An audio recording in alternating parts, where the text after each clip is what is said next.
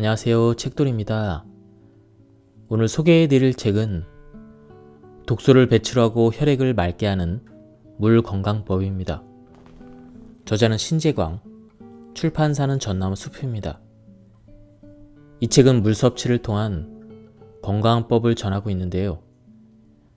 성인 60kg 기준 1.8리터의 물을 마시라고 조언하고 있습니다.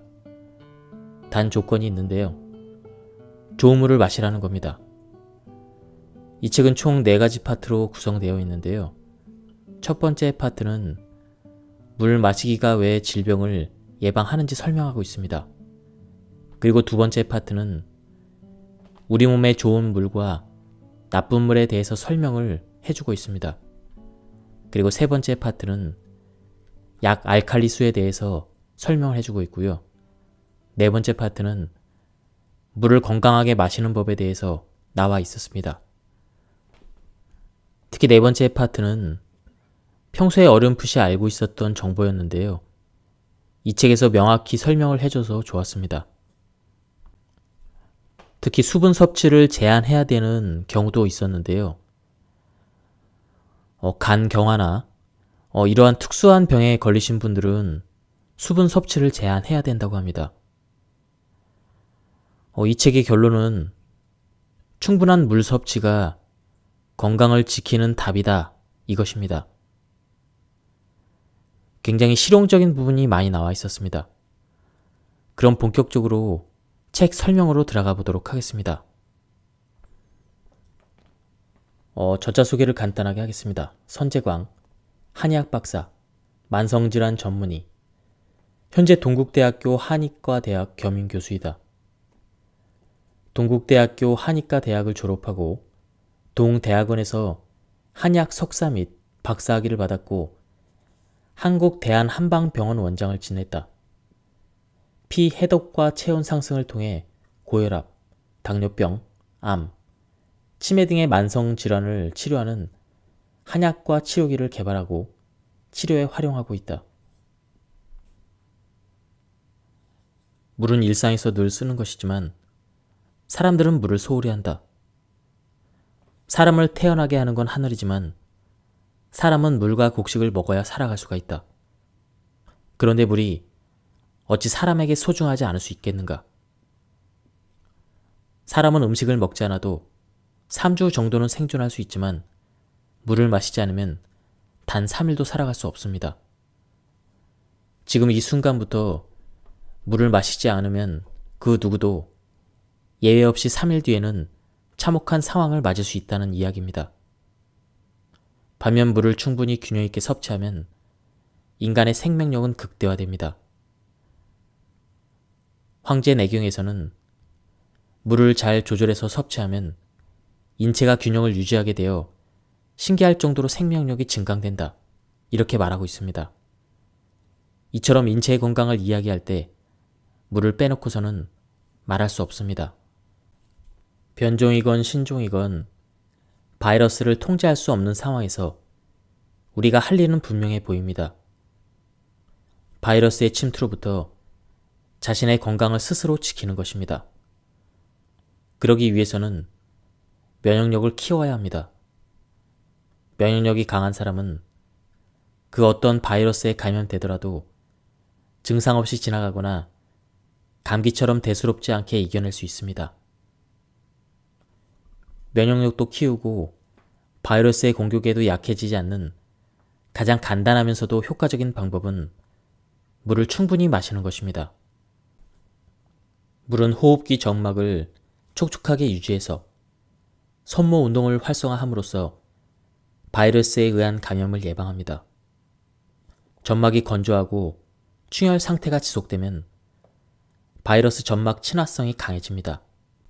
즉, 점막이 바이러스를 걸러주기 힘든 상태가 됩니다. 하지만 물을 자주 마시면 바이러스가 점막에 머물지 못하고 기침이나 재채기를 통해서 몸 밖으로 배출됩니다. 감염병의 증가로 백신을 접종할 일이 많아집니다. 백신 접종 이후에도 수분 섭취는 필수입니다. 백신 접종 이후 고열이 나는 일이 종종 있는데 체온이 1도씩 오를 때마다 체내에서는 500cc의 수분이 손실됩니다. 이때 물을 충분히 마시면 체온이 조절되면서 백신 접종 후유증이 조금 더 가벼워집니다. 더 나아가 물은 신체의 대사 균형을 잡아주고 혈액을 맑게 하며 못의 혈관에서의 혈액순환을 순조롭게 하고 두뇌를 활성화하며 호르몬 작용도 원활하게 만듭니다. 즉, 물을 충분히 꾸준히 마시면 체내 독소가 자연스럽게 배출되어 혈액이 맑고 깨끗해지고 신체 대사가 원활해집니다. 체내에서 물의 독소 배출 기능은 탁월합니다. 우선 물은 신장 기능을 촉진해 노폐물을 빠르고 효율적으로 배출합니다. 또 피부 세포에 도달한 물은 땀과 함께 노폐물을 다시 한번 배출시킵니다. 혈액으로 들어간 물 역시 세포에 영양분과 수분을 공급하고 혈액을 맑게 한 뒤에 각종 노폐물을 몸 밖으로 배출합니다. 그 영향으로 면역력이 강해져서 감기, 생리통, 두통, 장염, 고혈압, 당뇨병, 암 등 다양한 질병을 예방할 수 있습니다. 반대로 우리 몸에 수분이 부족하면 어떤 일이 생길까요? 가장 대표적인 변화가 노화입니다. 갓 태어난 아기의 몸은 90%가 수분이고 80세 노인의 몸은 50%가 수분입니다. 체내 수분이 줄어든다는 것은 노화가 진행된다는 증거이며 몸이 약해진다는 것을 의미합니다. 이렇듯 체내 수분 감소로 노화가 시작되면 세포 자체도 건조해집니다. 노인이 되면 땅에 떨어진 물건을 줍는 행동마저 느릿느릿하게 되는데 이는 뼈와 근육의 세포에서 수분이 빠져나오고 세포 자체가 건조하고 딱딱해졌기 때문에 생기는 일입니다. 피부 상태도 나빠집니다. 수분이 빠져나가 버석거리고 주름이 늘어납니다. 또한 나무가 마르면 속이 비듯 우리 뼈에도 구멍이 많아져서 골다공증이 생깁니다. 이런 점에서 나이가 들수록 반드시 챙겨야 되는 것은 무엇보다 충분한 물 섭취입니다. 세계보건기구는 인류의 질병과 물의 연관성에 대해서 다음과 같이 권고하고 있습니다. 하루 2리터의 좋은 물을 마시는 것만으로도 질병의 80%가 예방된다. 물론 물은 무조건 많이 마신다고 해서 우리 몸이 저절로 질병과 멀어지는 것은 아닙니다. 건강한 식단을 유지하고 꾸준히 운동을 하고 숙면도 취해야 몸의 각 기관들이 제 기능을 다하고 면역력을 높여 건강을 지킵니다. 암이 생기지 않는 유일한 장기가 있다. 바로 심장이다. 많은 의학자가 그 이유를 알고자 연구한 결과 다음의 4가지를 밝혀냈다. 심장에는 체내 그 어떤 장기보다 산소가 풍부하다. 다른 장기는 몰라도 심장만큼은 항상 정확하게 에너지가 공급된다. 심장은 태아일 때부터 죽기 직전까지 규칙적으로 운동을 한다. 심장은 혈액으로 채워져 있으며 혈액의 94%는 물이다. 즉 산소, 에너지, 운동, 물, 이 시너지 작용이 심장의 생명력을 유지하고 심장에 암이 생기지 않는 이유가 되는 것이다. 이 4가지 요소 중에서 누구나 직접 챙길 수 있는 것은 물뿐이다. 산소는 호흡할 때마다 들이마시지만 대기 오염으로 인해 중금속 등의 불순물이 섞여 있을 수도 있다. 그래서 산소의 상태를 깨끗하게 하고 싶지만 산소는 대기에 퍼져 있고 주변 환경과 관련이 깊기에 개인의 노력으로 단기간에 바꾸기는 쉽지 않다. 하지만 물은 다르다. 비교적 큰 노력을 들이지 않고도 양질을 유지할 수가 있다. 극빈층이든 최상류층이든 노동직이든 사무직이든 상관없이 누구나 손쉽게 구할 수 있으며 비용도 크게 들이지 않는다. 체중이 많이 나갈수록 물을 충분히 마셔야 한다. 체중이 많이 나가면 움직일 때마다 많은 에너지가 소모되고 땀도 더 많이 흘려서 정상 체중인 사람보다 탈수 현상이 더 빠르게 진행된다. 만약 물을 제대로 마시지 않아 탈수 상태가 지속되면 수분이 부족함에도 갈증을 느끼지 못하고 배가 고픈 것으로 인식한다. 그 결과 음식을 더 먹고 체중 조절에 실패하는 악순환을 겪게 된다. 다이어트에 성공하려면 물을 충분히 마셔야 되는 이유는 또 있다. 급격히 체중을 줄이면 정작 빼려고 했던 지방은 빠지지 않고 다량의 수분이 먼저 빠진다. 체중은 체내 장기의 무게, 온몸을 순환하는 체액의 무게, 아직 배출하지 않은 음식 찌꺼기의 무게의 총합이다.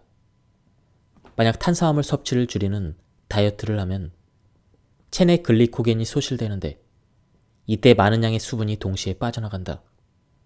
글리코겐은 간이나 근육에 존재하는 저장 다당류로 수분을 함유하고 있기 때문이다.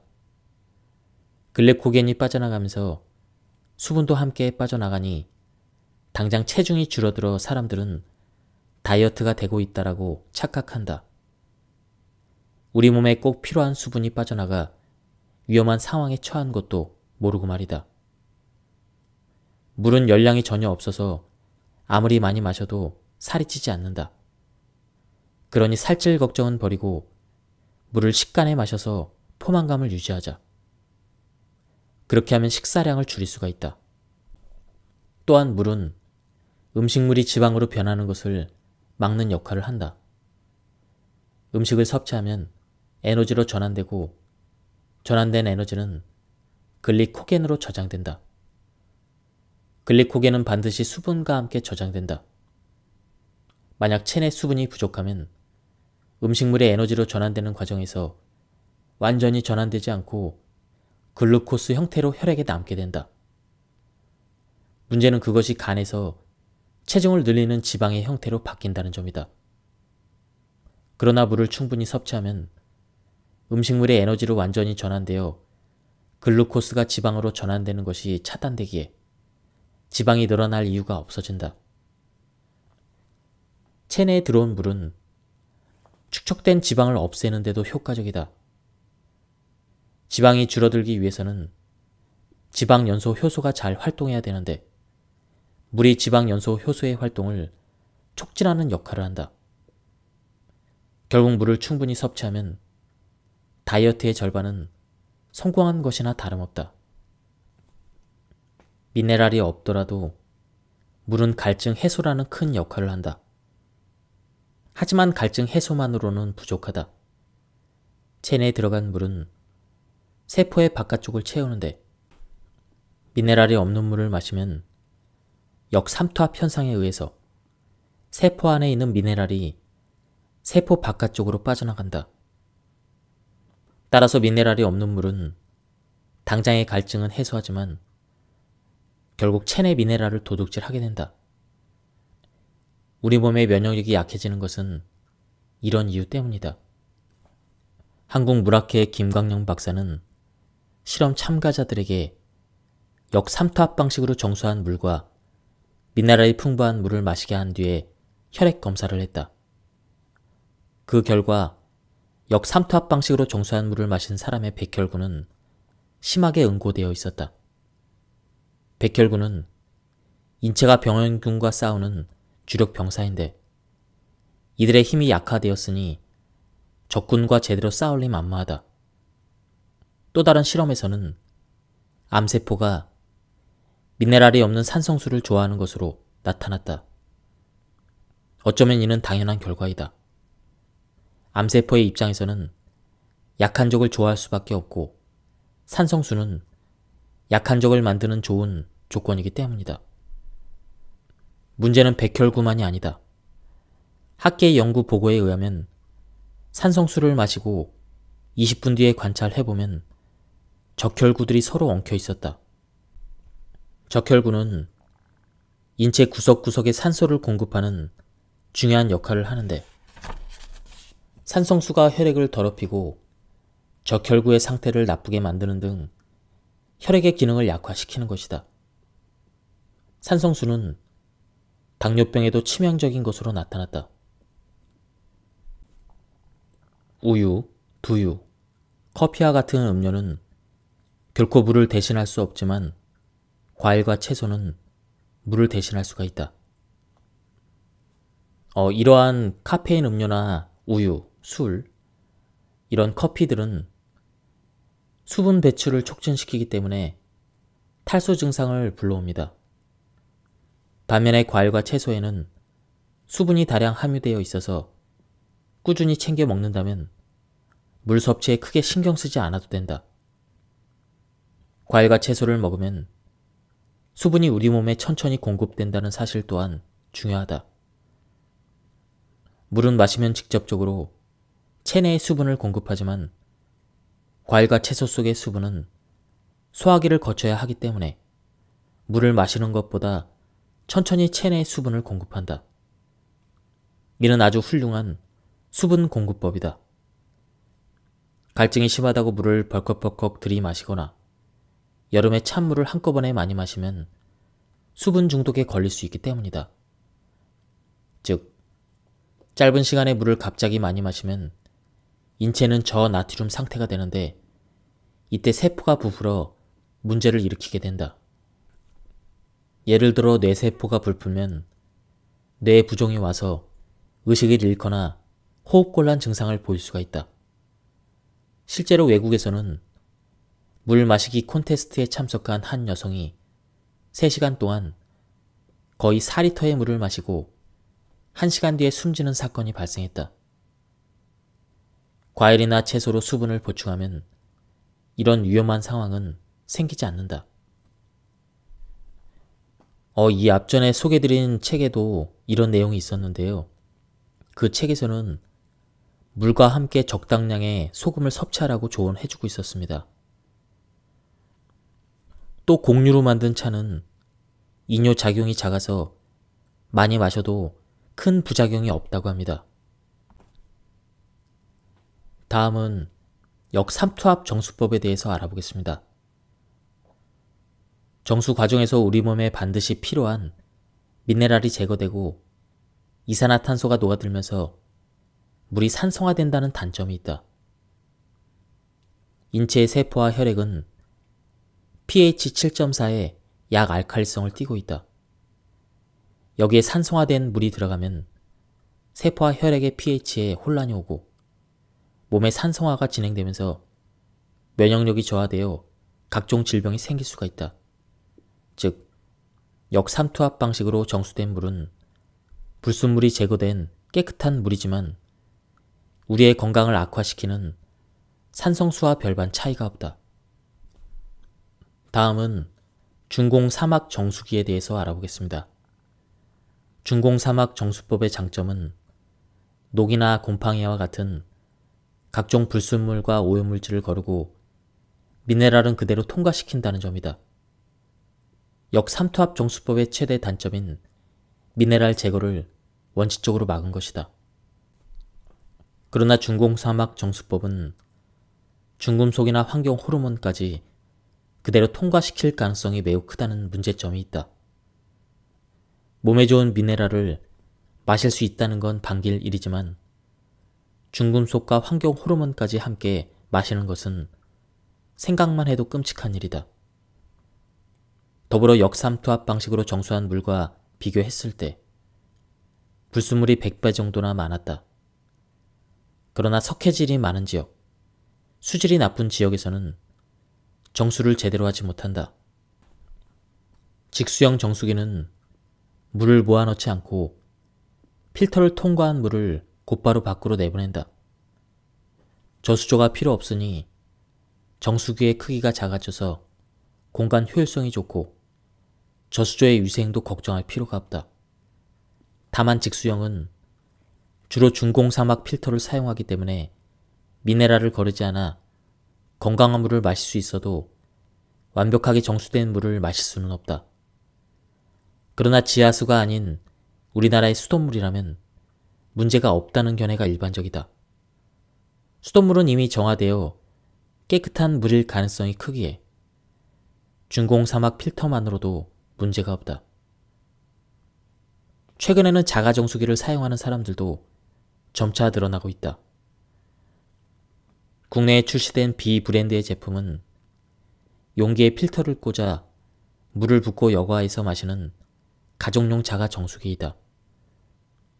활성탄으로 정수를 하면 물맛이 좋아져서 카페나 레스토랑에서 수요가 높고 생수처럼 별도의 페트병을 남기지 않아 환경 면에서도 호평을 받고 있다. 심지어 전기도 사용하지 않고 필터 비용 역시 한 달에 8,000원 정도라 부담도 거의 없는 편이다. 하지만 한 번에 많은 양을 정수하기는 힘들다는 단점이 있다. 의학적으로 하루에 마셔야 될 물의 양은 6잔에서 8잔 정도로 알려져 있다. 그러나 이 정도의 양으로는 다소 부족하다. 우리 몸은 24시간 내내 물을 순환시키고 있으며 이 과정은 평생 되풀이된다. 끊임없는 대사와 순환 과정에서 하루 6잔과 8잔의 물은 그저 생명 유지의 필수 기능에 쓰고 나면 그만이다. 그럼 하루 적정 물 섭취량은 얼마나 될까?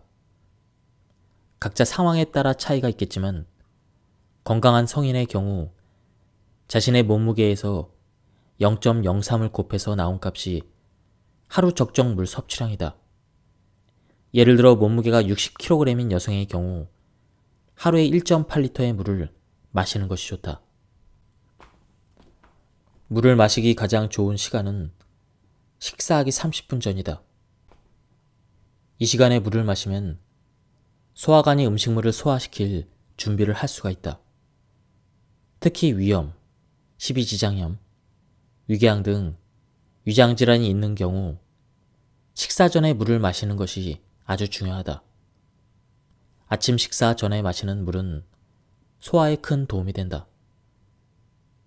아침에 잠이 깬 뒤 물 한 컵을 마시고 30분 뒤에 식사를 하면 몸 전체에 활력이 돈다. 일어나자마자 커피를 마시는 것도 피해야 한다. 카페인이 탈수를 유발하기 때문에 우리 몸을 더욱 곤란스럽게 만들고 위궤양을 유발할 수도 있다. 물을 충분히 마셔서 입안 건조를 예방하는 것은 치아 건강에도 무척 좋다. 나이에 비해서 빠르게 충치와 풍치를 겪는 사람들은 침의 양이 적고 끈끈한 경우가 많이 있다. 이들은 하루에 물을 한두 잔밖에 마시지 않는다는 공통점이 있다. 물 섭취량이 적으면 입안이 건조해지고 소화불량, 위염, 불면증 등의 증상이 동시에 나타난다. 또한 불안감을 느끼거나 예민해지기도 한다. 반면에 물을 천천히, 충분히 씹듯이 마시면 두뇌의 수분 공급이 잘 되어 긴장이 풀리고 신경이 안정되며 세포의 활력에 도움이 된다. 물을 벌컥벌컥 마시면 몸에 흡수되기보다 바로 소변으로 빠져나갈 수 있으니 천천히 마시기를 권한다. 과식했다 싶으면 식후에 바로 물을 마셔서는 안 된다. 물이 위액을 희석시켜서 인슐린의 수치를 높이고 소화를 방해하고 가스를 차게 만들어 더부룩한 증상이 나타나기 때문이다. 또한 물은 앉아서 마셔야 한다. 걸어 다니거나 서서 마시면 몸이 편안한 상태가 아니므로 제대로 흡수되지 않고 신장에 좋지 않은 영향을 줄 수도 있다. 물은 반드시 편안한 자세에서 조금씩 침을 섞어 음미하면서 마시는 습관을 들여야 한다. 한의학에서는 수독이라는 증상이 있다. 체내에 들어온 물은 소변, 대변, 땀 등으로 자연스럽게 배출되어야 하지만 신체 기능이 제대로 작동하지 않으면 체내에 머물며 독으로 작용해 냉증이나 부종을 유발하고 비만으로 이어지는 것은 물론 각종 질병의 원인이 되는 것을 말하고 있다. 만성적인 소화불량, 변비 역시 수독 증상으로 볼 수가 있다. 다만 무조건 물을 많이 마신다고 해서 수독이 생기는 것은 아니다. 신체 기능이 원활하지 못한 상태에서 물을 과도하게 마셨을 때 생긴다고 보는 것이 적절하다. 비장과 위가 허약한 상태에서는 물이 소화되지 않고 명치에 정체되거나 옆구리에 모여서 다시 경락으로 역류하거나 방광에서 넘쳐 흐르게 된다. 이는 수분 대사에 일종의 장애가 생겼기 때문이다. 만약 병원에서 간경화, 신부전, 부신기능 저하증, 신부전으로 진단받았다면 수분 섭취에 주의를 기울여야 한다. 우선 간경화가 있다면 하루 수분 섭취량을 1리터 이하로 제한해야 한다. 간 기능이 현저하게 떨어지면 알부민의 농도가 낮아지고 알부민이 부족하면 혈관의 삼투압이 유지되지 않아 수분을 몸 곳곳에 보내지는 게 어려워진다. 그런 상황에서 수분을 많이 섭취하면 배에 물이 차는 복수 증상이 생긴다. 신부전 역시 하루 1리터 이하로 수분 섭취를 제한해야 한다. 심장이 건강해야 혈액을 온몸으로 고루 보낼 수 있는데 심장의 기능이 약해진 신부전 환자의 경우 이를 제대로 수행하지 못한다. 그 결과 혈액이 혈관에 머무르는 경우가 많고 이로 인해 혈압이 높아져서 못의 혈관 속 수분의 압력이 비교적 낮은 두뇌와 배로 혈액이 흘러들고 정체되면서 부종이 생길 수도 있다. 부신기능 저하증의 경우도 마찬가지다. 부신 호르몬인 알도스테론의 분비량이 줄어드는 상황에서 물을 많이 마시면 수분과 염분이 원활히 배출되지 않아 저나트륨 혈증, 고칼륨 혈증 등 전해질 불균형이 생길 수도 있다. 반면 물 섭취가 질병 치유에 도움이 되는 경우도 있습니다. 당뇨병 환자의 경우 물 섭취가 혈당 정상화에 도움이 되므로 물을 충분히 섭취하는 것이 좋습니다. 음주 시의 수분 섭취법. 술은 절대 빈속에 마셔서는 안 된다. 빈속에 술을 마시면 그렇지 않은 경우에 비해서 알코올이 무려 3배에서 4배 더 빨리 흡수된다. 또 혈당이 급격히 낮아져서 어지럽거나 식은땀을 흘리고 심장 박동이 증가하기도 한다. 그러니 물과 음식으로 어느 정도 위를 채운 뒤에 술을 마셔야 한다. 술을 마시는 사이사이에 물을 수시로 마시는 것이 좋다. 전문가들은 술 한 잔에 물 한 잔 마시기를 권한다. 만약 술만 빨리 마시면 혈중 알코올 농도가 매우 빨리 올라가고 세포가 손상되지만 알코올이 흡수되기 전에 물로 희석하면 우리 몸은 희석된 상태의 술을 마시는 것과 비슷한 효과를 얻게 된다. 또 흡수 속도를 늦출 수 있고 화장실을 자주 가기 때문에 금세 술이 깨는 효과도 덤으로 얻을 수가 있다. 물 대신 이온 음료를 술과 함께 마시는 방법도 있다. 이온 음료와 술을 함께 마시면 더 빨리 취한다는 말이 있지만 실험 결과에 의하면 이온 음료를 함께 마시면 혈중 알코올 농도가 낮아진다. 술을 마신 다음에 이온 음료를 마셔도 같은 효과를 볼 수가 있다. 알코올을 분해하는 가장 중요한 요인이 수분이기 때문이다. 다음날의 숙취도 다소 줄어든다. 수돗물도 정수기도 믿지 못하는 사람들은 생수를 사서 마신다. 생수를 고를 때는 가장 먼저 상품 레벨에서 품목이나 품목명을 찾아 먹는 샘물이라고 표기되어 있는지 확인해야 한다. 먹는 샘물이란 수원에서 직접 채취한 자연 샘물을 뜻한다. 반면에 혼합 음료로 표기되어 있다면 합성 첨가물이 섞여 있다고 보면 된다. 미네랄 등을 별도로 첨가했거나 지하수, 증류수, 수돗물에 첨가물을 넣은 것이기 때문에 자연 샘물과는 차이가 있다. 이런 혼합 음료 중에 미네랄 워터라고 적혀 있는 것도 있으니 꼼꼼히 살펴야 한다. 법적으로 먹는 샘물은 혼합 음료보다 훨씬 더 엄격하고 까다롭게 관리된다. 혼합 음료는 8개 항목을 검사하지만 먹는 샘물은 원수 상태에서 46개의 항목, 생산 제품 상태에서 50개 항목을 검사한다. 뚜껑을 딴 생수는 그날에 다 마시는 것이 좋다. 한국수자원공사가 뚜껑을 딴 생수병에 대해서 실험을 했다. 뚜껑을 딴 직후에 물 1ml당 세균은 단 1마리였다. 법적 기준은 100마리다. 그런 점에서 생수 자체의 위생 상태는 거의 완벽에 가깝다고 볼 수가 있다. 그런데 생수병에 입을 대고 물 한 모금을 마신 그 즉시 측정했더니 세균이 무려 900마리로 늘어났다. 하루가 지난 후에는 4만 마리가 넘었다. 세균은 30도 전후에서 가장 활발하게 번식하므로 여름철에는 특히 주의해야 한다. 세균이 한 마리에서 100만 마리까지 증가하는데 단 5시간밖에 걸리지 않는다. 세균이 많은 물을 마시면 복통, 식중독, 설사, 장염 등이 유발될 수 있다. 일단 개봉된 생수는 가능한 냉장고에 넣어 보관하고 물을 따를 때만 꺼내야 한다. 지나치게 차다 싶을 때는 따뜻한 물을 섞거나 잠시 실온에 두면 마시기 적당한 온도가 된다. 만약 입을 대고 마신 생수가 하루 정도 지나면 아까워도 버리는 습관을 들여야 한다. 특히 주의해야 될 시기는 여름철이다.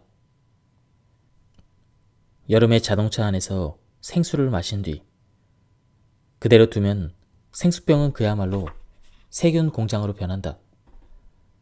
단 2시간만 방치되어도 실온에서 보관한 물보다 무려 7배나 많은 세균이 발견된다. 그 이유는 여름철 자동차 안의 온도가 실온보다 훨씬 높기 때문이다. 30도가 자동차 외부의 온도라면 자동차 안의 온도는 무려 70도까지 치솟는다. 세균이 번식하기에는 최적의 상태가 아닐 수 없다. 오늘은 물 섭취를 통한 물 건강법에 대해서 알아봤습니다. 우리가 매일 물을 마시지만 물을 어떻게 마셔야 되는지, 어떤 물이 좋은지 막연하게 알고 있었던 것들이 있었는데요. 이 책을 통해서 구체적으로 어떤 점이 좋은지 알게 되어서 좋았습니다. 오늘 리뷰는 여기서 마치도록 하겠습니다. 여기까지 들어주셔서 감사합니다. 즐거운 시간 되시기 바랍니다. 안녕히 계십시오.